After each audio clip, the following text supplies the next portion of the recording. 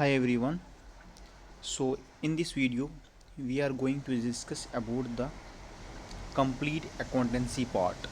ठीक है, अकाउंटेंसी के बारे में हम इस वीडियो में जानेंगे कि अकाउंटेंसी क्या चीज़ होती है, कितनी टाइप्स की होती है, उसके इंट्रोडक्शन के बारे में जानेंगे, उसके ऑब्जेक्टिव्स क्या होते हैं, कॉस्ट कंट्रोल क्या होती है, कॉस्ट रिडक्शन क्या होती है, कॉस्ट ऑडिट क्या होता है, और elements of cost types, elements of cost क्या होते हैं और types of the cost on different base पे क्या होती हैं। ठीक है, finance sub inspector finance account assistant के लिए हम ये पढ़ रहे हैं अकाउंटेंसी।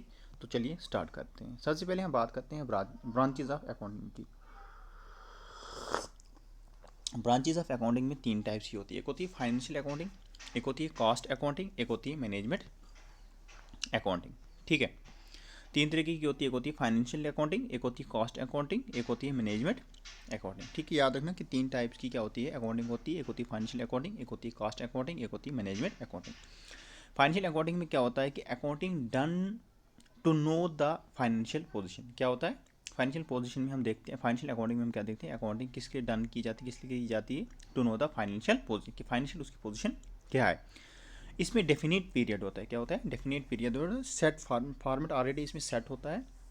इसमें बहुत इंटरनल और एक्सटर्नल यूज़र्स होते हैं। ठीक है, फाइनेंशियल अकाउंटिंग में हमने क्या तीन चीज़ें याद रखनी है। सबसे पहले कि इसका एक डेफिनाइट पीरियड होता है, मीन्स इस पीरियड से इस पीरियड तक होता है ये। ठीक है, उसके बाद एक सेट फॉर्मेट होता है ये, और तीसरा कि इसके जो यूज़र्स होते हैं वो इंटरनल भी होते हैं और एक्सटर्नल्स भी होते हैं, दोनों यूज़र्स होते हैं किसके, फाइनेंशियल अकाउंटिंग के। फाइनेंशियल अकाउंटिंग किसके लिए की जाती है, फाइनेंशियल पोजीशन जानने के लिए। दूसरी होती है कॉस्ट अकाउंटिंग। कॉस्ट अकाउंटिंग किसके लिए होती है, कॉस्ट अकाउंटिंग होती है आपकी accounting done to know the cost of a product. ठीक है, किसी प्रोडक्ट की कॉस्ट जानने के लिए हम क्या करते हैं, उसकी अकाउंटिंग जब करते हैं किसके लिए करते हैं, उसकी कॉस्ट जानने के लिए उसकी अकाउंटिंग की जाती है। इसमें भी तीन चीज़ें होती है।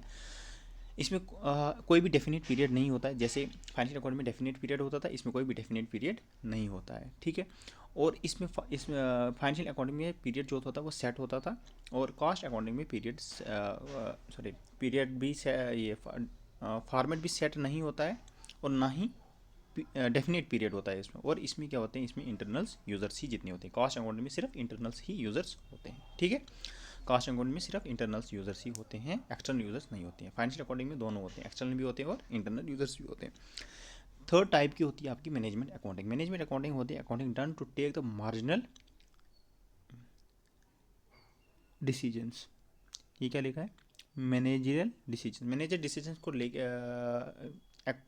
अकाउंटिंग डन मेरे मैनेजरल डिसीजंस को लेने के लिए जो अकाउंटिंग की जाती है उसको मैनेजमेंट अकाउंटिंग कहते हैं। ठीक है, अब बात करते हैं हम objectives of cost accounting. Objectives क्या है कास्ट अकाउंटिंग के। ठीक है, टू एसरटेन टोटल कास्ट और cost per unit of a product. सबसे पहला ऑब्जेक्टिव इसका है कि cost per unit area of the product क्या होगी, दूसरा सेलिंग प्राइस क्या होगी, तीसरा कि प्रॉफिट कितना होगा, और तीसरा क्या, to control the cost, cost को कंट्रोल करने के लिए, और फोर्थ और fifth one is decision making and budget making. ठीक है, तो पांच ऑब्जेक्टिव्स हमने पढ़े इसके कास्ट अकाउंटिंग के। सबसे पहला ऑब्जेक्टिव क्या था कि टोटल कास्ट कितनी हुई है, cast per unit of product कितना होगा। दूसरा हमने पढ़ा कि सेलिंग प्राइस क्या होगी, उसको एसरटेन करनी। थर्ड हमने प्रॉफिट कितना होगा। Fourth is to control the cost, cost को कंट्रोल करने के लिए, और फिफ्थ इज डिसीजन मेकिंग और बजट मेकिंग क्या रहेगा। ठीक है, अब बात करते हैं हम कास्ट, कॉस्टिंग और कॉस्ट अकाउंटिंग के बारे में। ये सब चीज़ें क्या होती है। कास्ट क्या होता है, कास्ट होता है आपका एक्सपेंडिचर इनकर टू प्रोड्यूस अ प्रोडक्ट। कितना एक्सपेंडिचर आपका हुआ है किसी भी प्रोडक्ट को बनाने के लिए, उसको हम कॉस्ट कहते हैं। ठीक है, कॉस्टिंग क्या होता है, कॉस्टिंग होता है आपका process by which the cost of a product is ascertained. Process by which a cost of a product is ascertained. ठीक है, एक ये क्या कॉस्टिंग क्या होता है, एक प्रोसेस होता है by which the cost of the product is ascertained. अब कॉस्ट अकाउंटिंग क्या होता है, कॉस्ट अकाउंटिंग आपको बोलता है classifying recording of a cost accounting records. ठीक है, इसमें हम क्या करते हैं, क्लासीफाई करते हैं, रिकॉर्ड रखते हैं किसी भी कॉस्ट की अकाउंटिंग रिकॉर्ड्स के लिए।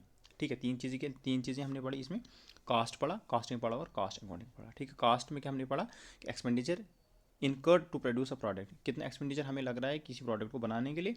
और कॉस्टिंग हमने बोला कि एक प्रोसेस होता है cost of product is a certain रखने के लिए। तीसरा हमने बोला कास्ट अकाउंटिंग में classifying record of the classify करता है, रिकॉर्डिंग रखता है of a cost according records के बारे में। ठीक है, तो अभी तक हमने क्या क्या पढ़ा, हमने ऑब्जेक्टिव्स पढ़े, ऑब्जेक्टिव्स हमने पाँच ऑब्जेक्टिव्स पढ़े थे। इसके 5 ऑब्जेक्टिव्स में क्या क्या था,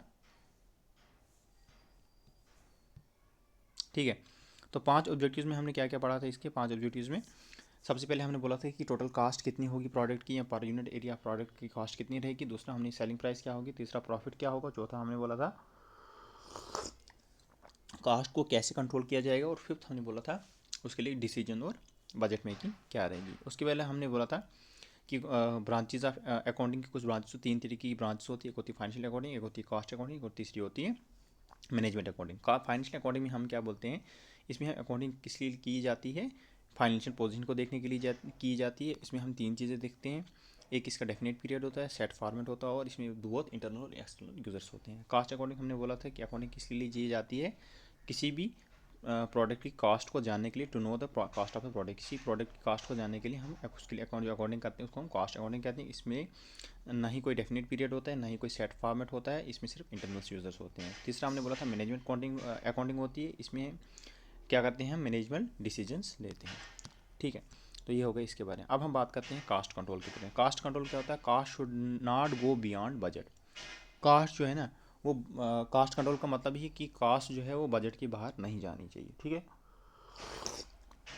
दूसरा मेजर्स क्या होता है इसका, दूसरा मेजर्स इसका होता है measures taken to get back to the set standards. क्या होता है, measures taken to get back to the set standards. तो ये दो होते हैं कास्ट कंट्रोल्स के मेजर्स। सबसे पहले होता है कि कास्ट जो है वो किसी भी प्रोडक्ट्स के किसी भी बजट के बाहर नहीं जानी चाहिए, cost should not go beyond the budget. दूसरा मेजर्स होता है measures taken to get back to the set standards. जो सेट स्टैंडर्ड्स होंगे उसके जो मेजर्स होंगे, मेजर्स उसके लिए लेने, जो सेट स्टैंडर्ड होगा उसको बैक लेने के लिए। दोस्त नंबर टू पे होता है कॉस्ट रिडक्शन होता है मतलब कम करना। Measures to reduce the cost after cost control. ठीक है, क्या है, मैं इसमें हम मेजर्स लेते हैं किसी भी कास्ट कंट्रोल करने के बाद, इसको हम क्या करने के लिए, रिड्यूस कम करने के लिए। ठीक है, नंबर थर्ड पे आता है आपका no compromise with quality of a product. कोई भी कंप्रोमाइज़ नहीं किया जाता है किसके साथ, क्वालिटी ऑफ प्रोडक्ट के साथ कोई भी कंप्रोमाइज़ नहीं किया जाता है। ठीक है, तो क्वालिटी ऑफ प्रोडक्ट के साथ कोई भी कंप्रोमाइज़ नहीं किया जाता है इसमें। ठीक है, तो quality of product cost reduction में क्या होता है, मेजर्स लिए जाते हैं कि टू रिड्यूस द कास्ट को कम करने के लिए आफ्टर कास्ट कंट्रोल। पहले कास्ट कंट्रोल करना है हमने। कास्ट कंट्रोल में हमने क्या बोला था कि बजट से बाहर कास्ट नहीं जानी चाहिए, और हमें अगर जाएगी तो हम इसके लिए क्या करेंगे, कुछ स्टेप्स लेंगे, मेजर्स लेंगे उन स्टैंडर्ड्स को वापस लाने। कास्ट रिडक्शन में हम क्या बोलते हैं कि जो अब जब कास्ट कंट्रोल होगी उसके बाद उस कास्ट को कम करना, लेकिन इसमें हम कोई भी कंप्रोमाइज़ नहीं करेंगे इसके साथ, क्वालिटी ऑफ प्रोडक्ट के साथ। नंबर थर्ड पे आता है आपका कॉस्ट ऑडिट। कॉस्ट ऑडिट में क्या बोलता है कि person appointed for the verification of a cost accounts. एक पर्सन को अपॉइंट किया जाएगा किसके लिए, verification of the cost accounts, maintain that proper rules and principles are followed किए। उसके लिए प्रॉपर रूल्स फॉलोड किए जाते हैं, कास्ट रिड्यूस हो रही है, कास्ट कंट्रोल हो रही है, ये सब हो रहा है, उसके लिए एक पर्सन को अपॉइंट किया जाएगा फॉर द वेरिफिकेशन पर्पज़ के लिए, verification of the cost accounts के लिए जो मेंटेन करे, उसको हम बोलते हैं कास्ट ऑडिट बोलते हैं। ठीक है, अब बात करते हैं एलिमेंट्स ऑफ कास्ट की। Things which are used to produce a product, वो चीज़ें जो product things which are used to produce a product, चीज़ें जो किसके लिए यूज़ की जाती हैं, किसी भी प्रोडक्ट बनाने के लिए। उसमें क्या लगता है, मटेरियल लगता है, लेबर लगता है, और अदर एक्सपेंसेस लगते हैं। मटेरियल दो तरीके के होते हैं, एक होता है डायरेक्ट, एक होता है इनडायरेक्ट। एक लेबर भी होता है दो तरह के, डायरेक्ट इनडायरेक्ट, और अदर एक्सपेंस भी डायरेक्ट और इनडायरेक्ट की तरीके के होते हैं। ठीक है, अब मटेरियल जो है वो डायरेक्ट और इनडायरेक्ट होता है। ठीक, क्या होता है, डायरेक्ट होता है और इनडायरेक्ट होता है। तो चलिए स्टार्ट करते हैं। अब होता है elements of cost. Element cost things which are used to produce a product. कौन कौन सी चीज़ें यूज़ की जाती है किसी प्रोडक्ट बनाने के लिए, मटेरियल लगता है, उसके लिए लेबर लगता है, और अदर एक्सपेंसेस लगते हैं। दोनों सभी क्या होते हैं, तीनों तरीके, डायरेक्ट भी हो सकते हैं, इनडायरेक्ट भी हो सकते हैं। सबसे पहले हम मटेरियल की बात करेंगे। मटेरियल अगर क्या होगा, डायरेक्ट होगा, तो डायरेक्ट मटेरियल में क्या होता है, डायरेक्ट इनडायरेक्ट में क्या होता है, डायरेक्ट में क्या होता है, raw material directly consume for the production of a product. Direct material में हम रॉ मटेरियल को क्या हम डायरेक्टली लेते हैं, किसी भी प्रोडक्ट को उसकी प्रोडक्शन करने के लिए हम डायरेक्टली कंज्यूम करते हैं। For example cloth in T shirt, जो क्लोथ लगता है टी शर्ट में हम उसको क्या बोलते हैं, डायरेक्ट, वो डायरेक्ट मेथड होता है। इनडायरेक्ट मेथड क्या होता है, material consume indirectly and can not be easily identified, हम उसको इजली आइडेंटिफाई नहीं कर सकते, या हम उसको इजली क्या आइडेंटिफाई नहीं कर सकते, जैसे थ्रेड इन क्लॉथ, ठीक है, वो क्या है, इनडायरेक्ट मटेरियल है। उसके बाद नंबर सेकंड पे आता है आपका लेबर। लेबर में आपका डायरेक्ट होता है और एक इनडायरेक्ट होता है। डायरेक्ट में आता है आपका efforts that directly and actively participates in the production of goods, for example tell, ये क्या है, ये डायरेक्ट एफर्ट है, ठीक है, डायरेक्टली और एक्टिवली पार्टिसिपेट कर रहा है किसी भी गुड्स की प्रोडक्शन करने के लिए। इनडायरेक्ट एफर्ट्स क्या होता है, indirectly involve in the production, do not contribute directly in the production, directly contribute नहीं करता प्रोडक्शन में, लेकिन इनडायरेक्टली इन्वॉल्व होता है। जैसे कोई बंदे काम कर रहे हैं, उन पे कोई सुपरवाइजर है, तो वो काम तो नहीं कर रहा है लेकिन वो सुपरवाइज तो कर रहा है, वो क्या होता है, इनडायरेक्ट मेथड होता है, इनडायरेक्ट लेबर होती है वो। अब अदर एक्सपेंसेस क्या होता है आपके पास, एक डायरेक्ट होता है, एक इनडायरेक्ट। डायरेक्ट में क्या होता है, expenses directly related and affordable to a particular attribute to a particular job, for example royalty. और इनडायरेक्ट क्या होता है, not easily identifiable to a particular job, for example electricity. Electricity क्या है, वो आइडेंटिफाइबल नहीं है लेकिन फिर भी हमें तो मिल रही है ना, तो वो क्या होता है, अदर एक्सपेंसेस में आता है। ठीक, ये the elements of cost, material, labour और एक्सपेंसेस। अब बात करते हैं हम ओवर चार्ट्स। ओवर चार्ट्स क्या होता है, ओवर चार्ट्स होता है aggregate of all the expenses that are not directly incurred in the production of goods. Aggregate of all the expenses that are not directly incurred in the production of goods क्या होता है, over charts क्या होता है, over charts होता है आपका aggregate of all the expenses. जब हम एग्रीगेट मीन्स इकट्ठा करते हैं सभी एक्सपेंसेस को जो डायरेक्टली हम cost of in the production of goods में हम नहीं लगाते हैं, उसको हम क्या कहते हैं, ओवर चार्ज कहते हैं। ये तीन तरीके के होते हैं, that is indirect material plus indirect labour plus indirect overheads. Indirect over sorry ये क्या था, ओवरहेड्स। ओवरहेड्स क्या होता है, ओवरहेड्स होता है aggregate of all the expenses, aggregate of all the expenses होता है। ओवरहेड्स क्या होता है, ओवरहेड्स होता है आपका aggregate of all the expenses that are not directly incurred in the production of goods. इसमें आता है आपका इनडायरेक्ट मटेरियल आता है, इनडायरेक्ट लेबर आता है और इनडायरेक्ट ओवरहेड्स आता है। ये तीन तरीके के होता है, एक होता है मैन्युफैक्चर ओवरहेड्स, एक होता है एडमिनिस्ट्रेटिव ओवरहेड्स, एक होता है आपका सेलिंग एंड डिस्ट्रीब्यूशन ओवरहेड्स। ठीक है, तीन तरीके का होता है ये। तो ओवरहेड्स क्या होता है, ओवरहेड्स होता है aggregate of all the expenses that are not directly incurred in the production of goods. देखो aggregate of all the expenses तो हर जगह लगते हैं, डायरेक्ट में भी लगते हैं, इनडायरेक्ट में भी लगते हैं, ठीक है। तो जब हम एग्रीगेट करते हैं किसका, ऑल द एक्सपेंसेस, लेकिन not directly incurred in the production, directly वो वहाँ पे इन्वॉल्व नहीं हुए हैं। इट मीन्स अगर डायरेक्टली इन्वॉल्व नहीं हुए थे, इनडायरेक्टली इन्वॉल्व हुए होंगे, है ना। तो इनडायरेक्टली में हमने मटेरियल में इनडायरेक्टली हमने बोला, मटेरियल में इनडायरेक्टली हमने क्या बोला था, क्या होता है मटेरियल में आपका थ्रेड इन क्लॉथ। उसके बाद आपका लेबर में हमने बोला था सुपरवाइजर, और इनडायरेक्ट ओवरहेड्स में आपका आता है सुपरवाइजर एक्सेट्रा, ठीक है। तो ये सब क्या होते हैं आपके, ये सब होता है आपका ओवरहेड्स। ये तीन तरीके का होता है, एक होता है मैन्युफैक्चरिंग ओवरहेड्स, एक होता है एडमिनिस्ट्रेटिव ओवरहेड्स और एक होता है आपका selling and distribution overhead. Manufacturing overheads में क्या होता है आपका, मैन्युफैक्चरिंग ओवरहेड में आपका होता है, तो दिखाता हूँ मैं अभी आपको। मैन्युफैक्चरिंग ओवरहेड में क्या होता है, मैन्युफैक्चरिंग ओवरहेड में होता है आपका इनकर्ड इन द फैक्ट्री। क्या होता है, incurred in the manufacturing overhead में incurred in the factory premises and for production of goods, also called work production और फैक्ट्री ओवरहेड। इसी को हम क्या बोलते हैं, मैन्युफैक्चरिंग ओवरहेड्स को हम बोलते हैं वर्क प्रोडक्शन और फैक्ट्री ओवरहेड बोलते हैं इसको। इसमें क्या आता है, एग्जांपल क्या इसकी थी, फैक्ट्री रेंट जो हम देते हैं, ठीक है। फैक्ट्री रेंट जो हम प्रोडक्शन ऑफ गुड्स बनाने के लिए फैक्ट्री हम लगाते हैं, उसको जो हम रेंट देते हैं वो मैन्युफैक्चरिंग ओवरहेड्स में आता है, इनडायरेक्ट है ये भी। और डिपार्टमेंट ऑफ फैक्ट्री इक्विपमेंट, ये सब क्या आता है, किसमें आता है आपको, मैन्युफैक्चरिंग ओवरहेड्स में आता है। अब अगर हम बात करते हैं administrative, number second administrative overheads की। एडमिनिस्ट्रेटिव ओवरहेड्स क्या होता है, incurred outside the factory premises, जो चीज़ें जो एक्सपेंसेस हमने कहाँ पे लगते हैं, फैक्ट्री के बाहर and for the management of the business, और बिजनेस को मैनेज करने के लिए जो हमें लगते हैं पैसे लगते हैं उसको हम क्या बोलते हैं, एडमिनिस्ट्रेटिव ओवरहेड्स बोलते हैं। इसी को हम क्या बोलते हैं, ऑफिस ओवरहेड भी बोलते हैं। इसमें आपका सैलरी आता है, रेंट ऑफ बिल्डिंग एक्सेट्रा, ये सब किसमें आता है, तो आपका एडमिनिस्ट्रेटिव ओवरहेड्स में आता है। और मैन्युफैक्चरिंग ओवरहेड्स को क्या बोलते हैं, वर्क बोलते हैं, प्रोडक्शन बोलते हैं, और फैक्ट्री ओवरहेड बोलते हैं। इसमें example factory rent, department of factory equipment, ये सब किसमें आता है, मैन्युफैक्चरिंग ओवरहेड में। एडमिनिस्ट्रेटिव ओवरहेड में आपका आता है ऑफिस ओवरहेड, सैलरी, रेंट, इसको ऑफिस ओवरहेड कहते हैं। इसके एग्जाम्पल क्या है, salary, rent of building etcetera. अब selling and distribution of overheads के बारे में बात करते हैं। Selling and distribution of overheads sorry.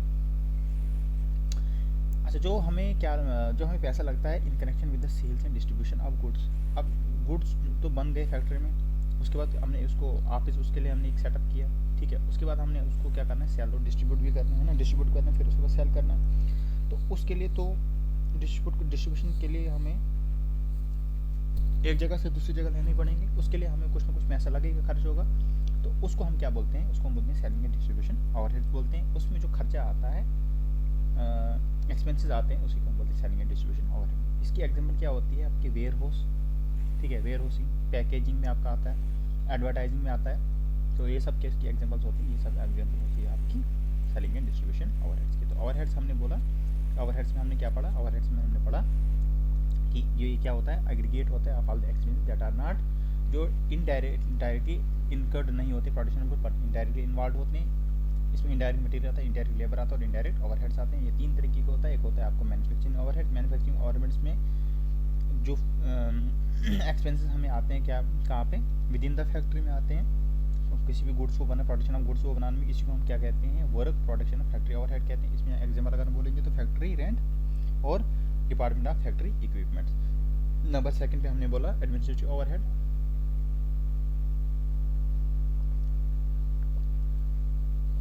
ठीक है, तो एडमिनिस्ट्रेटिव ओवरहेड में मैंने आपको क्या बोला, इसमें सॉरी, एडमिनिस्ट्रेटिव ओवरहेड में क्या होता है आपका, जो हमें पैसा लगता है कहाँ पे, आउटसाइड द फैक्ट्री प्रीमिसेस, जो ऑफिस बनाने में, उसको बिजनेस को मैनेज करने में, तो उसको हम क्या बोलते हैं, एडमिनिस्ट्रेटिव ओवरहेड बोलते हैं। उसको हम ऑफिस ओवरहेड भी करते हैं। इसमें आपकी सैलरी आती है और रेंट ऑफ द बिल्डिंग्स आता है।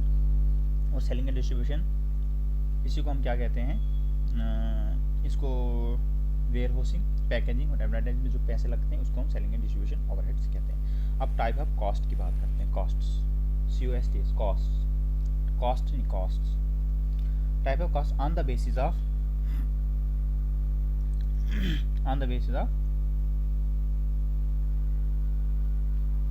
कितने टाइप्स की होती हैं, ये होती है आपकी, सबसे पहले आता है आपका एलिमेंट्स कॉस्ट, फिर आती है ट्रेसेबिलिटी, उसके बाद आती है एक्टिविटी और वेरिएबिलिटी, फिर आती है आपकी नॉर्मेलिटी, फिर आती है आपकी कंट्रोलेबिलिटी, फिर आता है आपका पीरियड, अकॉर्डिंग पीरियड, फिर आता है आपका मार्जिनल डिसीजन, उसके बाद आता है आपका प्लानिंग एंड कंट्रोल। तो टोटल कितनी होती है, ये होती है आपकी 8 टाइप्स की होती है। टाइप्स ऑफ कॉस्ट 8 टाइप्स की होती है। सबसे पहले आप बात करते हैं हम एलिमेंट्स कॉस्ट की। तो एलिमेंट्स कॉस्ट में हमने क्या पढ़ा, एलिमेंट्स कॉस्ट में हम पढ़ते हैं इसके मटेरियल के बारे में, लेबर के बारे में और ओवरहेड्स के बारे में। कितनी कॉस्ट क्या आएगा हमें मटेरियल में लगने के, लेबर्स में, उसके बाद ओवरहेड्स में। ठीक है, अच्छा, 3 तरीके की इसमें आते हैं, एलिमेंट्स आता है, मटेरियल, लेबर और ओवरहेड्स लगते हैं। उसके बाद आपका ट्रेसेबिलिटी होता है। ट्रेसेबिलिटी में क्या होता है, आपका डायरेक्ट कॉस्ट होती है और इनडायरेक्ट कॉस्ट होती है। ठीक है, एक्टिविटी या वेरिएबिलिटी में क्या होता है, आपका फिक्स्ड कॉस्ट होती है और वेरिएबल कॉस्ट होती है। उसके बाद अगर नॉर्मेलिटी की बात करेंगे तो नॉर्मेलिटी आपकी नॉर्मल कॉस्ट होती है और एबनॉर्मल कॉस्ट हो सकती है। उसके बाद कंट्रोलेबिलिटी की बात करेंगे तो कंट्रोलेबल कॉस्ट होगा तो अनकंट्रोलेबल कॉस्ट हो सकती है। अब अगर बात करेंगे हम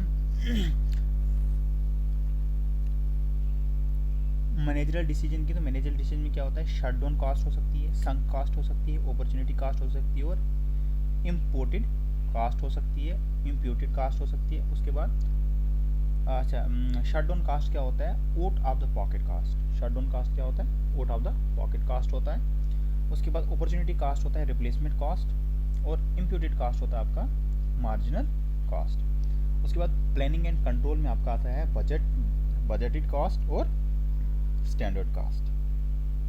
ठीक है, अब अगर हम बात करेंगे एक एक करके सबको देखते हैं। On the basis of traceability, अगर on the basis of traceability पे बात करेंगे हम, और ट्रेसेबिलिटी की पे बात करेंगे on the basis of traceability, तो इसमें क्या आता है आपका, इसमें आता है आपका डायरेक्ट कास्ट और इनडायरेक्ट कॉस्ट आता है। डायरेक्ट कास्ट क्या होता है, easily identifiable in the product. Direct cost क्या होती है, इजली आइडेंटिफाइबल होती है किसी भी प्रोडक्ट में। इसी को हम क्या बोलते हैं, चार्जेबल एक्सपेंसेस भी बोलते हैं। किसको, डायरेक्ट कॉस्ट को ट्रेसेबिलिटी में चार्जेबल एक्सपेंसेस भी बोलते हैं। ये क्या होती है, इजली आइडेंटिफाइबल होती है, और क्या होती है, किसी भी प्रोडक्ट में इजली आइडेंटिफाइबल होती है। दूसरा होता है आपका इनडायरेक्ट कॉस्ट। इनडायरेक्ट कॉस्ट में क्या होता है, ये डायरेक्टली आइडेंटिफाइबल नहीं होती है, ठीक है।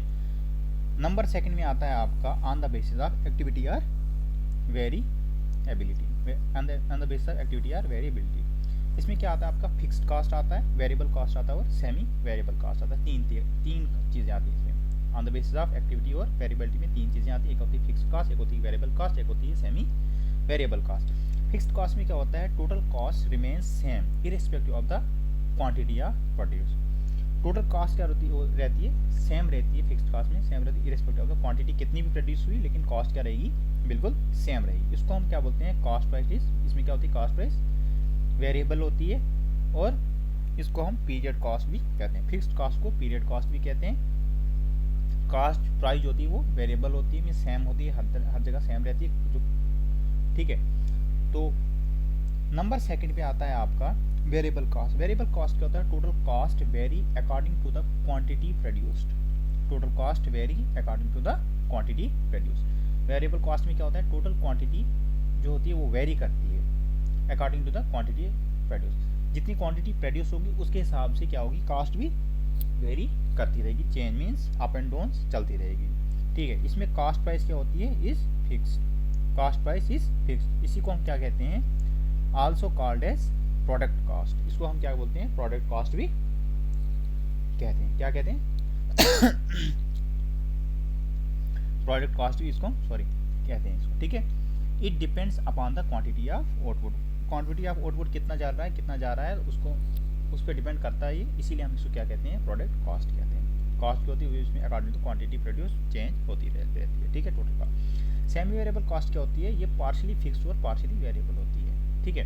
For example telephone charges. Telephone charges किस में आते हैं, अगर आपको पूछेंगे टेलीफोन चार्जेस किस में आते हैं, तो ये आते हैं आपके सेमी वेरिएबल कॉस्ट में आते हैं, ठीक है। नंबर थर्ड की अगर हम बात करेंगे, on the basis of normality. Normality की बेसिस अगर हम बात करेंगे तो नॉर्मेलिटी के बेसिस पे नॉर्मल कॉस्ट हो सकती है और एबनॉर्मल कॉस्ट हो सकती है। दो तरीके की कॉस्ट हो सकती है, नॉर्मल कॉस्ट और एबनॉर्मल कॉस्ट। अब नॉर्मल कॉस्ट में क्या होता है कि जो एक्सपेंसेस होती है means incurred in the normal course of businesses, these are generally pre determined cost. इसमें क्या, नॉर्मल कास्ट में क्या होता है, प्री डिटरमाइंड कास्ट होती है, ठीक है। जैसे रॉ मटेरियल्स है, वेजेस टू द वर्कर्स, ये सब क्या होती है, प्री डिटरमाइंड। हमने ऑलरेडी हमको बोल दी थी कि इतना है, इतना है, इतना करना है, तो नॉर्मल कॉस्ट, उसी को हम नॉर्मल कॉस्ट बोलते हैं, ठीक है। अब नॉर्मल कॉस्ट क्या होती है, not incurred in the normal course of business, not considered in the cost of production, but charge to production and liability accounts incurred suddenly, for example fire, theft etcetera. ये सब किस में आती है, abnormal cost में आती है, ठीक है। सॉरी। उसके बाद आता है आपका on the basis of controllability. On the basis of controllability में आपकी आती है दो तरीके, एक होता है कंट्रोलेबल, एक होता है कंट्रोलेबल कॉस्ट, एक होता है अनकंट्रोलेबल कॉस्ट, ठीक है। तो कंट्रोलेबल कॉस्ट क्या होता है, in the control of business. जब भी कोई सी बिजनेस को कंट्रोल्ड में वे में करेंगे तो उसको हम बोलते हैं कंट्रोलेबल कॉस्ट। बोलेंगे uncontrollable cost not in the control of business. अब अगर हम बात करेंगे on the base of accounting period, accounting period के भी बेस पे कितनी है आपकी, दो टाइप्स की होती है। एक होती है आपकी कैपिटल कॉस्ट, एक होती है आपकी रेवेन्यू कॉस्ट। कैपिटल कॉस्ट में आपका आता है incurred once but its benefit is taken for over the years. ये क्या होती है, कैपिटल कॉस्ट क्या होती है, सिर्फ एक ही बार ली जाती है, उसके बाद ये बेनिफिट इसको सालों साल तक लिया जाता है, इसका कैपिटल कॉस्ट। रेवेन्यू कॉस्ट क्या होता है, incurred on a routine basis. इसको कैसे लिया जाता है, तो रूटीन बेसिस पे लिया जाता है, तो benefits can be taken only once. इसमें भी बेनिफिट्स जो है वो बेनिफिट्स कैसे लिए जाते हैं, एक ही बार लिए जाते हैं, क्योंकि ये रूटीन बेसिस पे लिए जाते हैं, तो बेनिफिट एक ही बार लिया जाता है। कैपिटल कॉस्ट में क्या होता है, benefits is taken for over the years. इसमें हम बेनिफिट्स लेते रहते हैं, not in routine and usually larger amount. Capital cost routine में नहीं होती है, रेवेन्यू कॉस्ट रूटीन में होती है, रूटीन बेस्ड होती है। इस पे कैपिटल कॉस्ट में हम जो बेनिफिट लेते हैं वो ओवर द ईयर्स लेते हैं, और रेवेन्यू कॉस्ट में हम जो प्रॉफिट है, बेनिफिट है, मीन्स वो हम सिर्फ एक ही बार लेते हैं, ठीक है। कैपिटल कॉस्ट में लार्जर अमाउंट लगाया जाता है। On the base of the planning and control, अगर हम प्लानिंग और कंट्रोल की बेस पे बात करेंगे तो ये कितने दो तरीके का और होता है। बजट कॉस्ट होता है, एक स्टैंडर्ड कॉस्ट। बजट कॉस्ट में होता है cost of whole budget production, पूरे बजट की प्रोडक्शन करने के लिए कितनी कॉस्ट हमें लगी उसको बोलते हैं बजटिंग कॉस्ट।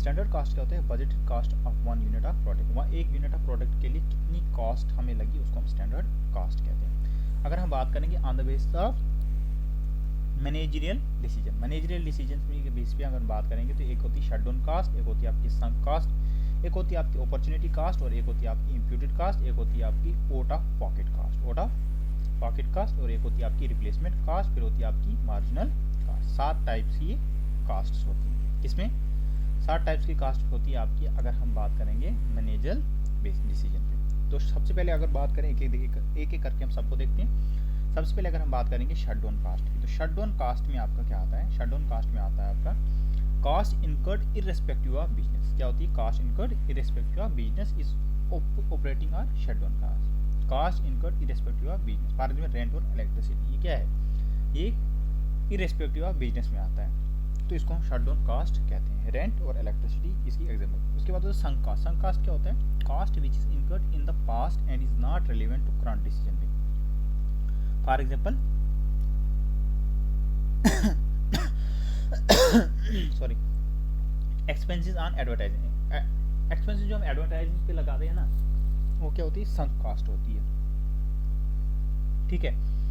जो कास्ट कब लगती है, कब past and is not relevant in the current decision, उसको हम क्या बोलते हैं, संक कास्ट कहते हैं। उसके बाद तो अपॉर्चुनिटी कास्ट, अपॉर्चुनिटी कास्ट क्या होती है, कॉस्ट फॉरगॉन होता है, कॉस्ट फॉरगॉन होता है व्हाइल क्लोजिंग वन अल्टरनेटिव और द अनदर। उसके बाद होता है इम्प्यूटेड कास्ट, इम्प्यूटेड कास्ट क्या होता है, notional cost to be considered for making cost comparable. For example rent और own building etcetera is not actually paid but can be taken as cost notionality. अब अगर हम बात करेंगे कास्ट पॉकेट कॉस्ट की, ठीक है, आउट ऑफ पॉकेट कॉस्ट की, means out of pocket cost की, cost which is payable in cash as against cost which as depreciation which do not involve cash payment. Out of pocket cash का मतलब होता है जब हम किसी भी अमाउंट को पे करते हैं इन कैश में, उसको हम क्या बोलते हैं, आउट ऑफ पॉकेट कॉस्ट बोलते हैं। रिप्लेसमेंट कॉस्ट क्या होता है, रिप्लेसमेंट कॉस्ट होता है आपका current cost at which an asset और material can be replace with the identical one from the market. उसके बाद आता है आपका मार्जिनल कास्ट। मार्जिनल कास्ट में क्या होता है, मार्जिनल कास्ट रेफर्स करता है to the change in the total cost. किसमें मार्जिनल कास्ट रेफर करता है change in the total cost due to the increase और decrease in volume of output by 1 unit. 1 unit से आपका वॉल्यूम जो increase हुआ है या डिक्रीज हुआ है, उसमें जो चेंज आएगा टोटल कास्ट में, उसको हम क्या कहते हैं, मार्जिनल कास्ट कहते हैं, ठीक है। तो ये था आपका किसके बारे में अभी तक हमने पढ़ा, पार्ट 1 में हमने पढ़ा कास्ट अकाउंटिंग के बारे में पढ़ा, ठीक है, कास्ट अकाउंटिंग के बारे में पढ़ा। अब हम बात करते हैं कास्ट सॉरी कास्ट अकाउंटिंग के बारे में अभी तक हम, ठीक है। अब सेकंड टॉपिक हम इसमें डिस्कस करते हैं कास्ट अकाउंटिंग। कास्ट अकाउंटिंग क्या होती है, इसमें हम पढ़ेंगे type of cost on different type of cost on different basis. उसके बाद कास्ट शीट को पढ़ेंगे जिसमें एलिमेंट्स और इसको पढ़ेंगे एलिमेंट्स और फॉर्मेट को पढ़ेंगे, ठीक है। चलो स्टार्ट। सबसे पहले आपको हम बात करते हैं कि एलिमेंट्स ऑफ कास्ट में पीछे पढ़ा था कि एलिमेंट्स ऑफ कास्ट क्या होता है आपका। एलिमेंट्स ऑफ कास्ट आपका मटेरियल पे बेस होता है आपका लेबर बेस, एक होता है आपका एक्सपेंस बेस। इसमें मटेरियल पे हमने क्या देखा था, डायरेक्ट देखा था और इनडायरेक्ट देखा था, लेबर में डायरेक्ट और इनडायरेक्ट देखा था, और अदर एक्सपेंस में डायरेक्ट और इनडायरेक्ट, ठीक है। उसके बाद हमने बोला था कि ओवरहेड्स क्या होता है, उसको हमने देखा था एग्रीगेट एक्सपेंस देखा था, लेकिन इसमें इनडायरेक्ट था, तो ठीक है। उसके बाद हमने क्या लेते हैं, एडमिनिस्ट्रेटिव ओवरहेड देखा था आपने, सेलिंग एंड डिस्ट्रीब्यूशन ओवरहेड आता था, मैन्युफैक्चरिंग ओवरहेड, मैन्युफैक्चरिंग में हमने प्रोडक्शन ऑफ वर्कर्स और फैक्ट्री ओवरहेड, ठीक है। उसके बाद हमने देखा था, उसके बाद हम बात करते हैं types of cost. Types of cost के बारे में हमने बात किया था। टाइप्स ऑफ कास्ट के बारे में हमने बोला था एलिमेंट्स के बेस पे, फ्लेक्सिबिलिटी बेस पे, activity or, variability base, normality base, controllability, period accounting accounting period के बेस पे, उसके बाद मार्जिनल डिसीजन और प्लानिंग एंड कंट्रोल के बेस पे ये सब चीज़ों को क्या किया था, पढ़ा। ठीक है। एलिमेंट्स में हमने बोला था मटेरियल, लेबर और ओवरहेड्स पढ़ा था, 3 तरीके पढ़े थे। और ट्रेसेबिलिटी में हमने बोला था डायरेक्ट कास्ट और इनडायरेक्ट कास्ट क्या होता है। और एक्टिविटी और वेरिएबिलिटी में हमने बोला था कास्ट और वेरिएबल कास्ट क्या होती है। नॉर्मलिटी में हमने बोला नॉर्मल कास्ट और नॉर्मल कास्ट क्या होती है। ऐसे करते करते हमने सब कॉस्ट के बारे में बताया। ठीक है। ठीक। उसके बाद on the basis of traceability on the basis of traceability में क्या बोला था आपको, डायरेक्ट कास्ट होता है, इनडायरेक्ट कास्ट होता है। इसी identified in the product of the known as, इसको चार्जेबल एक्सपेंसेस बोलते हैं। ये नॉट डायरेक्टली आइडेंटिफाइड डायरेक्टली नहीं है। ठीक है। मीन्स टोटल कास्ट कितनी है, अगर 10,000 है या 20,000 है तो नंबर ऑफ यूनिट कितनी होंगे आपकी 1,000 होंगे। तो कास्ट पर यूनिट कितनी आएगी आपकी, तो कास्ट पर यूनिट आपको कितना आएगा 10। ठीक है। तो on the basis of activity availability ये भी आपको मैंने बताया। ठीक। On the basis of normality भी बोला था मैंने आपको, on the basis of controllability, on the basis of accounting period, on the basis of planning control. उसके बाद on the basis of marginal decision, ये सब हमने पढ़ लिया। इसमें मैं 7 कीवर्ड। अब बात करते हैं कॉस्ट शीट।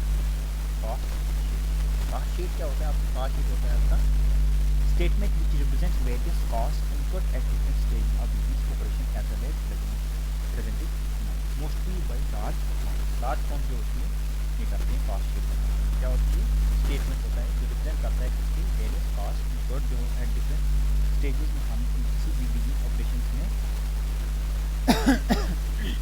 किसी भी बिजनेस ऑपरेशन में वेरियस डिफरेंट स्टेजेस की जो हमें कॉस्ट लगी है उसको स्टेटमेंट को रिप्रेजेंट कौन करता है, कॉस्ट शीट। ये एक वेल प्रेजेंटेड मैनर में बनाई जाती है। कॉस्ट शीट कौन बनाएगा, उसकी बहुत बड़ी बड़ी पेज वही कॉस्ट शीट बनाएगा। Sheet which represent the total cost of the, क्या होता है ये शीट होता है जो रिप्रेजेंट करता है total cost of the, represent करता है। Sheet that shows per unit cost of product, ये sheet per unit cost of product को भी शो करता है। उसके बाद comparison with the cost of any other period to ascertain in difference, provide information to management और cost control. ठीक है, ये क्या करता है, प्रोवाइड कराता है इंफॉर्मेशन टू मैनेजमेंट और कॉस्ट कंट्रोल के लिए भी। ठीक है।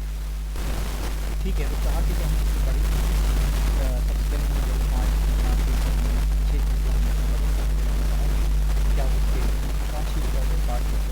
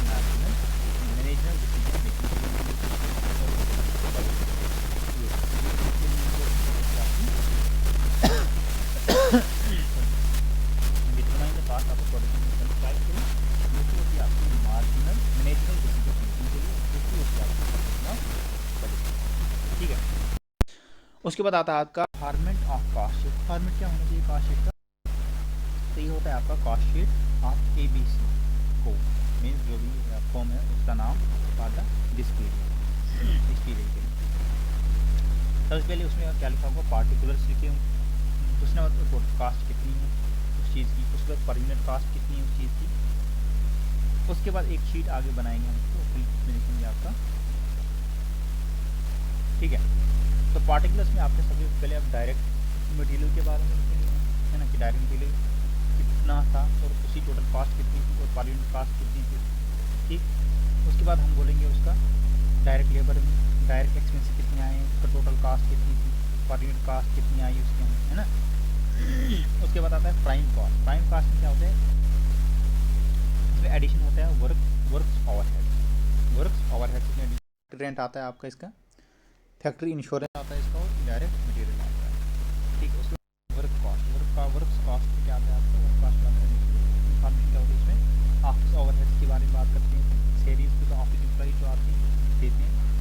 उसके बाद आपका क्या आता है, बैंक चार्जेस जो लाते हैं और डेप्रिसिएशन कितनी हुई है, और उसको जब हम टोटल कास्ट लिखते हैं आगे, उसके बाद परमानेंट कास्ट लिखते हैं, उसी को हम कहते हैं cost sheet. Fuel in the car, cost of, उसके बाद आता है फ्यूल इन द कार, ये सब किस में आता है आपका, वर्क कॉस्ट में। उसके बाद कॉस्ट प्रोडक्शन, इसमें इंफॉर्मेशन किसकी आती है, selling and distribution of overheads, और उसके बाद एडवर्टाइजिंग की, उसके बाद सेल्स मैन सेल्स की आती है। ठीक है, तो उसकी जब हम टोटल कास्ट करते हैं, उसके बाद परमानेंट कास्ट करते हैं, उसी को हम क्या करते हैं आपका वर्क कास्ट ऑफ प्रोडक्शन करते हैं। उसके बाद cost of sales and total cost of good sold, इसमें क्या आता है आपका, प्रॉफिट्स आता है और सेल्स आता है। जब इनकी टोटल कास्ट कितनी थी और परमानेंट कास्ट कितनी आ रही, इसकी शीट्स बनाते हैं, टोटल ओवरऑल शीट बनाते हैं, फॉर्मेट बनाते हैं इसका, उसको हम क्या बोलते हैं, कास्ट शीट। ठीक है, उसके बाद हम बात करते हैं, इसके बाद हम बात करते हैं elements of cost sheet. Elements of cost sheet में सबसे पहले आता है आपका प्राइम कास्ट, जिस नंबर पे आता है आपका वर्क कास्ट, इस नंबर पे आता है आपका cost of production. Prime cost क्या होता है, प्राइम कास्ट होता है comprising direct material, direct labour और डायरेक्ट एक्सपेंसिव, जिसमें भी आप डायरेक्ट मटेरियल, डायरेक्ट लेबर और डायरेक्ट एक्सपेंसिव की बात करेंगे, जो डायरेक्टली यूज हुआ होगा उसको हम क्या बोलते हैं, प्राइम कास्ट। प्राइम कास्ट में डायरेक्ट एक्सपेंसिव होते हैं, डायरेक्ट लेबर होता है, डायरेक्ट मटेरियल होता है और डायरेक्ट एक्सपेंसिव होता है। वर्क कास्ट में क्या होता है आपका, वर्क कास्ट में आपका प्राइम कास्ट होता है प्लस वर्क ओवरहेड्स। ठीक है, work overheads prime cost plus work, prime cost को मिला के, प्राइम का जो हमने ऊपर वाला बीच को मिला के, और वर्क ओवरहेड्स दोनों को मिला के क्या बनता है आपका, वर्क कास्ट बनता है। वर्क कास्ट में क्या होता है आपका, factory cost, production cost, factory cost होती है, प्रोडक्शन कास्ट होती है। ठीक है, उसके बाद वर्क ओवरहेड्स में क्या आता है आपका, फैक्ट्री ओवरहेड्स आता है और प्रोडक्शन ओवरहेड्स आता है, वर्क ओवरहेड्स में। ठीक है, तो वर्क कास्ट में आपको दोनों मिला, दोनों के कॉम्बिनेशन होता है, प्राइम कास्ट भी इसमें होता है और प्राइम कास्ट को भी मिलाया जाता है इसमें, और वर्क ओवरहेड्स को भी मिलाया जाता है। ठीक है, उसके बाद आता है आपका नंबर 3 पे आता है आपका कौन सा, cost of production. Cost of production को work cost plus administration overheads, ठीक है, work cost plus administration. Work cost में क्या आता था आपका, prime cost plus work overhead, लेकिन कास्ट ऑफ प्रोडक्शन में आपके तीन क्या आता है, वर्क कास्ट मतलब prime cost plus work head और plus administrative overhead, means office overhead, इसमें मिलाते हैं, इसको क्या बनते हैं आपको, कास्ट ऑफ प्रोडक्शन। ठीक, नंबर 4 पे आता है आपका टोटल कास्ट। टोटल कास्ट पे आप टोटल कास्ट मतलब टोटल, ठीक है, cost of sales and cost of goods sales. ठीक, कास्ट में कास्ट ऑफ प्रोडक्शन आता है आपका। ठीक, कास्ट ऑफ प्रोडक्शन में क्या क्या आता है आपका, प्राइम कास्ट आता है, उसके बाद आपका वर्क कास्ट आता है, और उसके बाद नंबर 3 पे आता है आपका कौन सा, एडमिनिस्ट्रेटिव ओवरहेड्स। एडमिनिस्ट्रेटिव प्राइम का प्लस वर्क का प्लस एडमिनिस्ट्रेटिव का, और प्लस हम करेंगे selling and distribution of overheads करेंगे, ये क्या हमारे पास बन जाएगा टोटल कास्ट। ठीक है, चलो एक था एलिमेंट्स ऑफ कास्ट के बारे में, कास्ट शीट के बारे में। तो टोटल 4 तरीके के एलिमेंट्स ऑफ कास्ट शीट, पहले होता है प्राइम कास्ट, दूसरा होता है वर्क कास्ट, तीसरा होता है कास्ट ऑफ प्रोडक्शन, और चौथा होता है टोटल कास्ट। अब पार्ट 3 के बारे में बात करते हैं, कास्ट अकाउंटिंग। कास्ट अकाउंटिंग में हम क्या पढ़ेंगे, मेथड्स ऑफ कास्ट अकाउंटिंग पढ़ेंगे, उसके बाद जॉब कॉस्टिंग पढ़ेंगे, उसके बाद कॉन्ट्रैक्ट कॉस्टिंग पढ़ेंगे, उसके बाद बैच कॉस्टिंग पढ़ेंगे, उसके बाद यूनिट कॉस्टिंग पढ़ेंगे, प्रोसेस ऑफ कॉस्टिंग पढ़ेंगे, उसके बाद ऑपरेशन कॉस्टिंग पढ़ेंगे, ऑपरेशन कॉस्टिंग पढ़ेंगे। ठीक है, ऑपरेटिंग कॉस्टिंग पढ़ेंगे, उसके बाद ऑपरेशन कॉस्टिंग, ऑपरेशन कॉस्टिंग अलग अलग है। ठीक है, उसके बाद मल्टीपल कॉस्टिंग पढ़ेंगे। ठीक है, तो वेरिएबल मेथड्स ऑफ कास्टिंग, सबसे पहले हम वेरिएबल मेथड्स ऑफ कास्टिंग पढ़ेंगे, कौन कौन से मेथड्स हैं, वेरियस मेथड्स ऑफ कास्टिंग, कौन कौन से मेथड्स हैं कास्टिंग। तो अभी मैंने आपको ऊपर बोला कि वेरियस मेथड कौन कौन से कास्टिंग के आपके, जॉब कास्टिंग में, उसके बाद contract casting, batch casting, unit casting, process casting, उसके बाद ऑपरेशन कास्टिंग, ऑपरेटिंग कास्टिंग और मल्टीपल कास्टिंग। ये सब क्या है आपके वेरियस मेथड के, किसकी, कास्टिंग कास्ट और कास्टिंग में फर्क है। Different industries follow different method, जो डिफरेंट इंडस्ट्रीज है वो डिफरेंट मेथड को फॉलो करती हैं, because of differences in the nature of their work, क्योंकि उनका जो वर्क काम होता है ना वो क्या होता है, अलग होता है। ठीक है, इस वजह से क्या होता है कि वो डिफरेंट इंडस्ट्री है, डिफरेंट मेथड यूज़ करते हैं, किसके लिए, कास्टिंग के लिए। Following are the method. ये मेथड्स हैं। अब जॉब कास्टिंग में अलग होता है, कॉन्ट्रैक्ट कास्टिंग में अलग होता है, बैच, इसके अलग अलग टाइप्स होते हैं, ठीक है। तो एक एक करके हम सबको देखते हैं। सबसे पहले हम जॉब कास्टिंग को देखेंगे। जॉब कास्टिंग को देखने से पहले हम क्या करते हैं, पहले हम सिलेबस को देखेंगे। सिलेबस में क्या क्या है, तो ये है सिलेबस आपका, syllabus for the account assistant. हमने क्या किया अभी तक, ये भी पढ़ लिया आपने, 21 से तो पढ़ते रहते हैं। Political and physical division of the Indian world, ये भी पढ़ लिया है। नेचर, ये भी पढ़ दिया हमने। ट्रांसपोर्ट कम्युनिकेशन, डेमोग्राफी भी पढ़ लिया। Importance of reverse and lake भी पढ़ लिया हमने। वेदर एंड क्लाइमेट भी पढ़ लिया। बायोडाइवर्सिटी भी पढ़ लिया। उसके बाद JNK यूपी में, JNK यूपी का ये भी हमने पढ़ लिया। हिस्ट्री भी, इकोनॉमी भी, आपका जियोग्राफी भी पढ़ लिया, हेरिटेज भी पढ़ लिया। बॉर्डर सिक्योरिटी में JNK रेगुलेशन एक्ट भी हमने पढ़ लिया, ठीक है। उसके बाद अभी तक अकाउंटेंसी में हम अकाउंटेंसी पढ़ रहे हैं, ठीक है। अकाउंटेंसी में अभी तक हमने क्या पढ़ा, अकाउंटेंसी में अभी तक हमने पढ़ा आपका क्या पढ़ा अभी तक अकाउंटेंसी में हमने, अकाउंटेंसी में अभी तक हमने पढ़ा आपका कॉस्ट अकाउंटिंग हम पढ़ रहे हैं, ठीक है। Development of accounting, cost accounting पढ़ रहे हैं, है ना। तो पढ़ना क्या क्या हमने इसमें, कॉस्ट मैनेजमेंट, बजट कंट्रोल भी अभी हमने पढ़ा। तो पढ़ना क्या क्या अभी तक हमने इसमें पढ़ना, हमने इसमें introduction to the financial accounting and terms पढ़ना है, ठीक है। अकाउंटिंग इक्वेशन एंड जर्नल पढ़ना है। वोचर ऑफ अकाउंट्स पढ़ना है आपका। बैंक रिकॉन्सिलिएशन स्टेटमेंट पढ़ना है। फाइनेंशियल स्टेटमेंट पढ़ना है। पार्टनरशिप अकाउंट पढ़ना है। लेजर अकाउंट पढ़ना है। कैश बुक, फाइनेंस ऑर्डर पढ़ना है हमें। Elements of the double entry पढ़ना है। ट्रायल बैलेंस पढ़ना है। ट्रायल ट्रेडिंग अकाउंट पढ़ना है हमें। Profit account and balance sheet हमें पढ़ना है। कॉस्टिंग शीट हमने पढ़ लिया, ठीक है। उसके बाद हमें क्या करना है इसमें, concept of the social accounting करना है। और उसके बाद आपका पब्लिक फाइनेंशियल मैनेजमेंट सिस्टम हमें पढ़ना है इसमें। इंडियन फाइनेंशियल मैनेजमेंट सिस्टम पढ़ना है। टैक्सेशन, टैक्स लॉज, डायरेक्ट और इनडायरेक्ट टैक्स पढ़ना है हमें इसमें। ये तो ऑलरेडी हम पढ़ते जा रहे हैं, लेकिन हम इसमें पढ़ना पड़ेंगे। कॉस्ट मैनेजमेंट, बजट कंट्रोल, ये पढ़ना है। कॉस्ट अकाउंटिंग हमने पढ़ लिया। उसको डेवलपमेंट आपको पढ़ना, ठीक है। टोटल कितने टॉपिक्स हैं आपके, 19 टॉपिक्स, ठीक है। 19 टॉपिक्स हैं हमारे पास, 19 टॉपिक्स पढ़ने हैं। 19 टॉपिक्स कितने हैं, 30 मार्क्स, ठीक है। तो ये आपका 30 मार्क्स का है आपका, ये रेफरेंस तो जम्मू एंड कश्मीर की ये 30 मार्क्स का है। इसमें इंडिया और जम्मू एंड कश्मीर दोनों है। और 30 मार्क्स का आपका ये है अकाउंटिंग है ना। 30 मार्क्स का अकाउंटिंग है। उसके बाद आपका आता है 10 मार्क्स की आती है आपकी जनरल इंग्लिश। तो जनरल इंग्लिश का बहुत कम है, 10 ही मार्क्स। उसके बाद स्टैटिस्टिक्स है 10 मार्क्स की, ये भी हम पढ़ेंगे।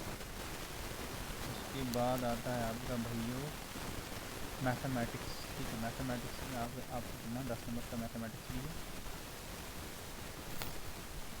तो उसके बाद इकोनॉमिक्स भी आपकी 10 नंबर की है ना। उसके बाद आपका 10 नंबर की साइंस भी है और 10 नंबर का कंप्यूटर, ठीक है। तो ये था आपका, ये है टोटल आपका जो आपका सिलेबस के साथ जाएंगे। तो चलिए अब हम वापस चल के हम फिर से लेक्चर अपना स्टार्ट करते हैं। अब हम जॉब कास्टिंग के बारे में बात करें। जॉब कास्टिंग क्या होता है, use in those cases wear work is undertaken on receiving a customers order like printing press, motor workshop, interior decoration etcetera. क्या होता है जॉब कास्टिंग, क्या होता है, use in those cases wear work is undertaken on receiving a customers order like printing press, motor workshop, interior decoration etcetera. तो इसको हम क्या कहते हैं, जॉब कास्टिंग कहते हैं, ठीक है। मीन्स हम इसमें क्या करते हैं, पहले कस्टमर्स का ऑर्डर रिसीव करते हैं, उसके बाद हम उसका काम करते हैं, उसको हम जॉब कास्टिंग करते हैं। इसमें हम production is not highly repetitive, इसमें प्रोडक्शन हाईली क्या रिपीटेटिव नहीं होता है। मीन्स एक बार अब जिसने प्रिंटिंग प्रेस कराई वो तो दोबारा वही चीज़ दोबारा से नहीं करवाएगा, ठीक है। अब एक चीज़ मोटर वर्कशॉप करा दी तो उसके बाद वो नहीं कराएगा दोबारा। इंटीरियर डेकोरेशन करा दी तो बहुत साल तक चलती थी, जॉब कास्टिंग होता है, ठीक है। ये क्या होता है, हाईली रिपीटेटिव नहीं होता है। Cost of each job is determined separately, इसमें हर एक जॉब की जो कॉस्ट है वो सेपरेटली डिटरमाइंड की जाती है। उसके बाद होता है आपका कंट्रैक्ट कास्टिंग। कंट्रैक्ट कास्टिंग में क्या होता है आपका, सूटेबल फॉर कौन सी क्या होता है आपके कंट्रैक्ट कास्टिंग होती है, which are engage in the construction work like construction of building, road, dams, highways etcetera. ये क्या करते हैं, कंट्रैक्ट कास्टिंग करते हैं। Contract is a big job, contract क्या होता है, बिग जॉब होता है, while a job is small contract. Job क्या स्मॉल कंट्रैक्ट होती है, लेकिन कंट्रैक्ट क्या होते हैं, बिग जॉब होती है। It may continue for more than years, ये मोर देन ईयर्स तक भी हो सकती है। Also known as terminal costing, इसको हम टर्मिनल कंट्रैक्ट कास्टिंग को टर्मिनल कास्टिंग भी कहते हैं। याद रखना कंट्रोल कॉस्टिंग को टर्मिनल कॉस्टिंग भी कहते हैं। उसके बाद आता है आपका बैच कॉस्टिंग। बैच कॉस्टिंग में आपका आता है extension of job costing. Articles are manufactured in pre determined lots known as batch. इसको हम क्या कहते हैं? Lots known as batch. Articles are manufactured in pre determined lots known as, इसको हम batch use in pharmaceutical industry, biscuit manufacture etcetera. इसमें क्या आता है आपका? इसको हम बैच कॉस्टिंग कहते हैं। And process of ascertaining cost of each batch is known as batch costing. Identical product in batch, cost of each batch determined separately in batch costing. Per unit cost product cost of the batch upon number of units produce in a batch, कितनी हुई उसको हम पर unit cost. उसके बाद unit costing क्या होती है? यूनिट कॉस्टिंग को आल्सो नोन है singular output costing. Unit costing को सिंगुलर आउटपुट कॉस्टिंग कहते हैं। Suitable for firms where all the goods manufacture identical such as firms engage in mining, brick, cement work etcetera, इसको हम क्या कहते हैं? Unit costing. Each unit of output has identical cost. Each unit identical cost होती है। Cost per unit is determined by dividing the total expenditure with the total unit of output produced. उनको unit cost cost costing नहीं कहते हैं। Process costing होता है इनका product process for different stages decide no the cost of production each stage. क्या होता है कॉस्ट कॉस्टिंग? कॉस्ट कॉस्टिंग होता है कि अगर एक प्रोसेस, अगर एक product cost for different stages से हुआ है तो ये क्या है? एक डिसाइड है to know the cost of production each stage in order to ascertain this cost of costing is. इसमें क्या करता है? कॉस्ट ऑफ कॉस्टिंग यूज किया जाता है। For example sugar mills, paper making factory etcetera, ये सब क्या करते हैं? आपका प्रोसेस कॉस्टिंग का इस्तेमाल करते हैं क्योंकि यहाँ पे डिफरेंट लेवल के कॉस्ट का पता लगाया जाता है। Finish product of one process becomes the raw material of subsequent process. ठीक है, नेक्स्ट आता है आपके पास ऑपरेटिंग कॉस्ट।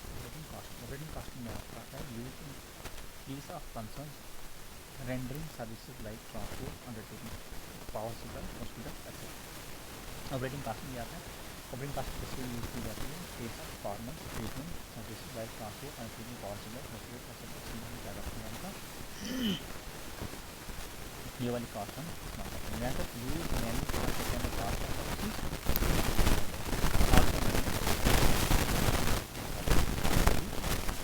ठीक है। ऑपरेशन कॉस्टिंग है प्रोसेस ऑपरेशन कॉस्टिंग की, इसको हम क्या कहते हैं? इसकी हम service costing operating costing service costing. उसके बाद अगर हम बात करेंगे ऑपरेशन कॉस्टिंग, ऑपरेशन कॉस्टिंग अब नेक्स्ट है ऑपरेशन कॉस्टिंग क्या है? ऑलमोस्ट जैसे कॉस्टिंग में बट ये difference in that cost costing industry real products are all basically cost costing क्या है? Cost costing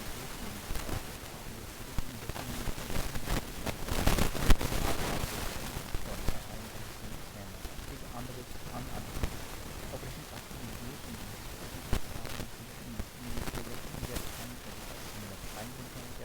but has some variation in total cost of quality as laptop computer.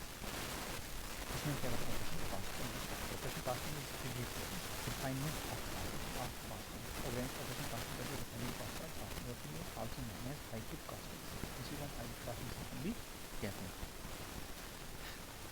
ठीक है, तो क्या होता है? Operation costing is refinement of refinement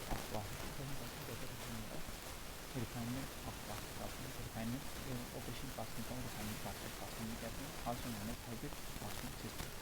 hybrid costing system इसको operation costing system भी कहते हैं। As process characteristic of the both job and process costing, इसीलिए हम इसको हाइब्रिड कॉस्टिंग सिस्टम कहते हैं। किसको? ऑपरेशन कॉस्टिंग में बोथ जॉब प्रोसेस या प्रोसेस कॉस्टिंग दोनों इंक्लूड होती है। इसमें हाइब्रिड कॉस्टिंग सिस्टम हाइब्रिड में ठीक है। उसके बाद होता है आपका मल्टीपल कास्टिंग। मल्टीपल कास्टिंग क्या होता है? Multiple costing use in industry where several parts are separately produced. क्या होता है? इसमें सेवरल पार्ट्स होते हैं, सेपरेटली प्रोड्यूस होते हैं and then assembled into single final product. इसमें क्या होता है? सिंगल फाइनल प्रोडक्ट होता है such as factory manufacturing centre, radio engine etcetera. इसको हम also known as composite costing भी कहते हैं, मल्टीपल कॉस्टिंग को कंपोजिट कॉस्टिंग भी, ठीक है, मल्टीपल कॉस्टिंग को कंपोजिट कॉस्टिंग भी कहते हैं।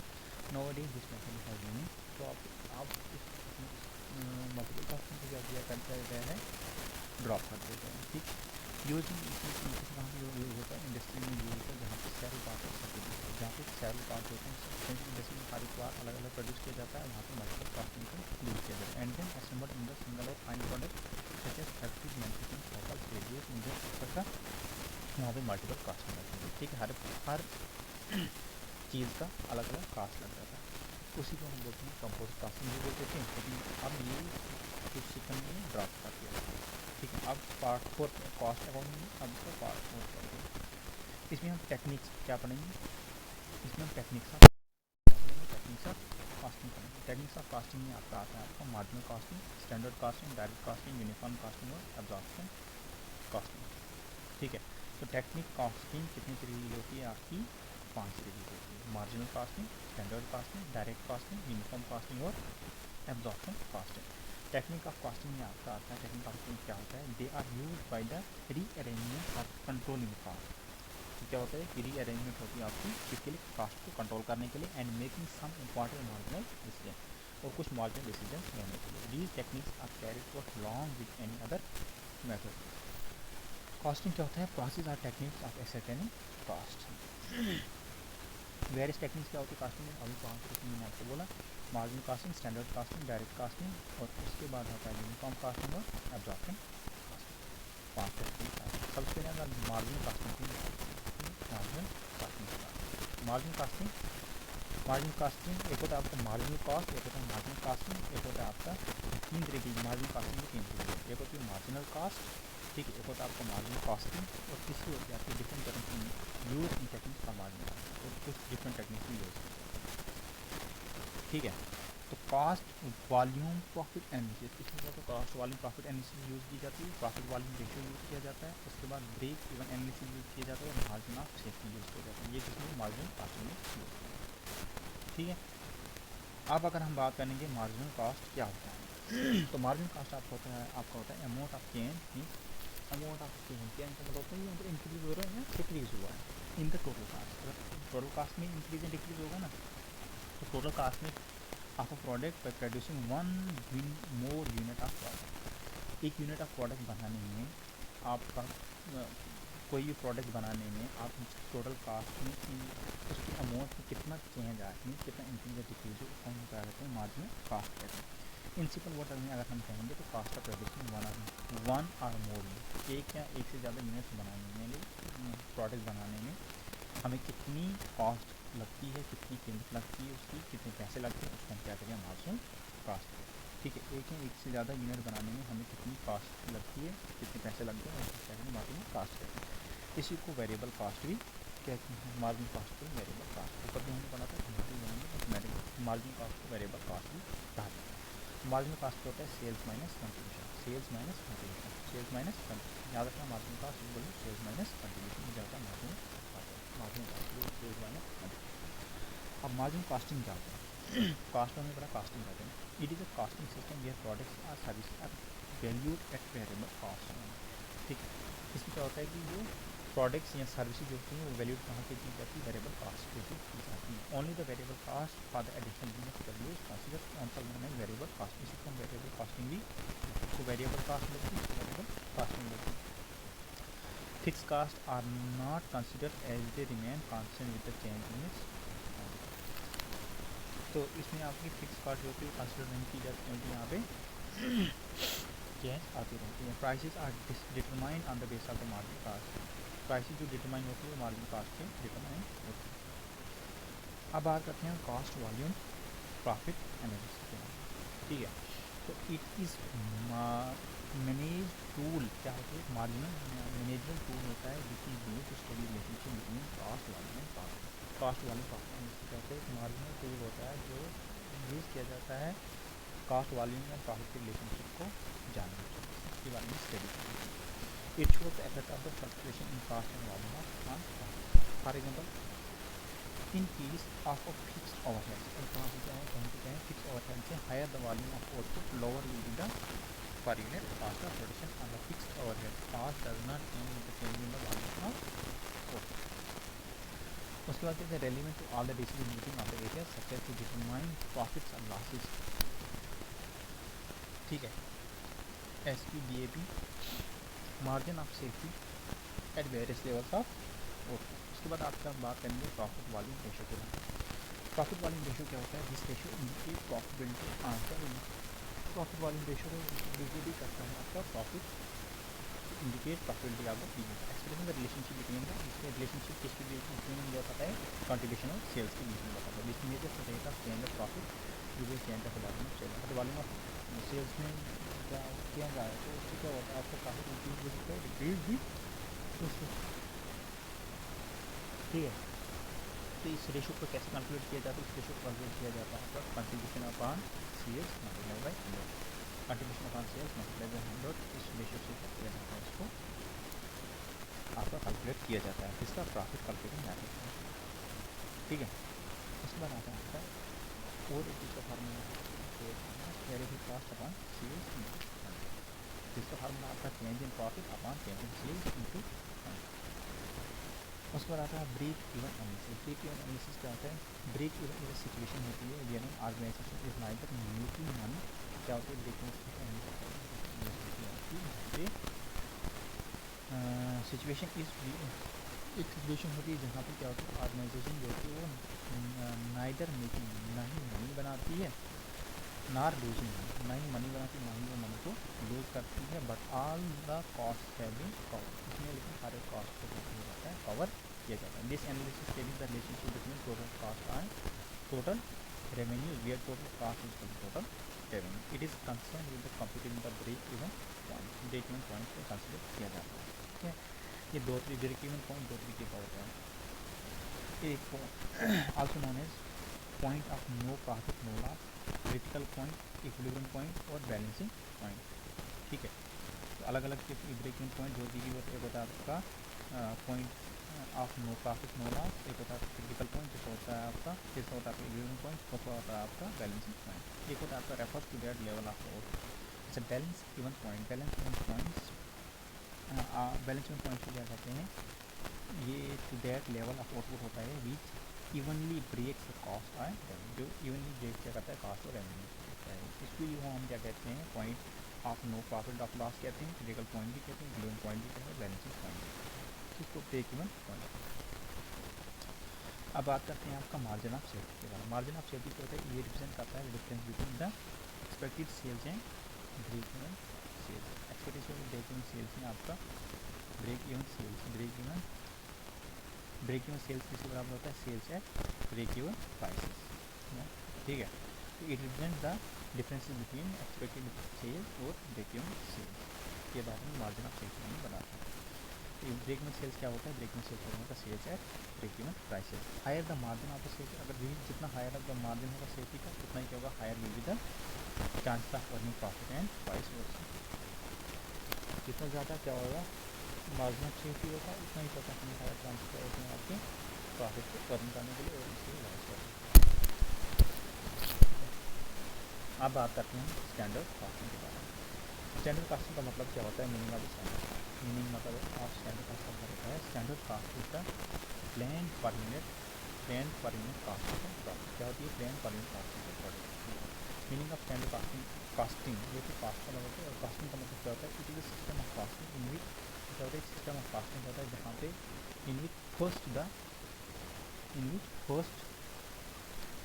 The standards are set out and first सबसे पहले क्या होती है? स्टैंडर्ड्स इसमें सेट किए जाते हैं, स्टैंडर्ड सेट किए जाते हैं and then comparison between the, उसके बाद कंपेरिजन किया जाता है किसका? Standard cost and each product of service with its actual cost and analysis variance के बीच में। उसके बाद क्या होता है? रिलेटेड टू प्रोडक्ट, क्या होता है? रिलेटेड टू प्रोडक्ट होता है and its cost only, product और इट्स कॉस्ट की रिलेटेड होता है। ठीक है, what should be the cost, what cost क्या होगी उसके रिलेटेड बात करते हैं। तो माइनिंग ऑफ स्टैंडर्ड कॉस्टिंग। अब बात करते हैं डायरेक्ट कॉस्टिंग के बारे में। डायरेक्ट कॉस्टिंग कहता है ये टेक्निक होती है costing, only the direct cost of charge. क्या होती है? ओनली डायरेक्ट कॉस्ट पर चार्ज की जाती है to the cost of production के लिए। Indirect cost are not included as they are charge to P&L accounts. Indirect cost are not include, indirect cost include नहीं की जाती, क्यों? क्योंकि वो कहाँ से चार्ज की जाती है? प्रॉफिट एंड लॉस अकाउंट से, P&L अकाउंट से चार्ज की जाती है, तो चार्ज की जाती है, ठीक है। इट इज़ ये क्या होती है? एक टेक्निक होती है इसकी कॉस्टिंग की, जहाँ पे हम ओनली डायरेक्ट कास्ट और charge upon the cost of production. Direct cost कहाँ से चार्ज की जाती है? कास्ट ऑफ प्रोडक्शन से चार्ज की जाती है, और इनडायरेक्ट इसमें इंक्लूड की जाती है। तो बाद यूनिफॉर्म कास्टिंग क्या होता है? It is the use of the same costing principles are practised by the various business for the purpose of producing cost rate in such a manner so that they can easily compare with the interfirms. उसके बाद absorption costing क्या होता है? Under this technique costing of all the cost incurred throughout the production such as direct cost, indirect cost, fixed cost, variable cost are considered. इसी को हम कहते हैं एब्जॉर्प्शन कास्ट को ही हम कहते हैं फुल कॉस्टिंग भी कहते हैं, also known as full costing. Absorption cost को ही फुल कास्टिंग भी कहा जाता है, ये चीज़ आपको याद रखना है। एब्जॉर्प्शन कास्ट को फुल कास्टिंग भी कहा जाता है। तो ये आपका टॉपिक हो गया कॉस्टिंग का टॉपिक, अकाउंट्स का टॉपिक हो गया कंप्लीट। अब बात करते हैं हम accounting principle, concept and conventions के।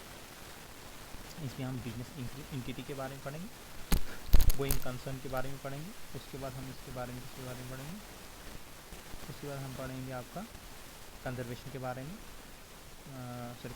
कंजर्वेटिज्म के बारे में, मेटेरियलिटी के बारे में, एक्यूरल के बारे में, और मैचिंग एसेट्स के बारे में पढ़ेंगे, ठीक है। जरा देखते हैं हम ये कितने पेजेस का है। 54 है ना?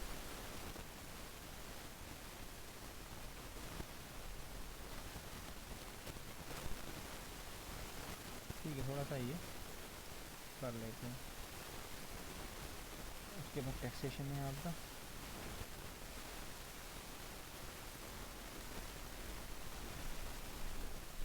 टैक्सेशन को थोड़ा ज़्यादा टैक्सेशन है।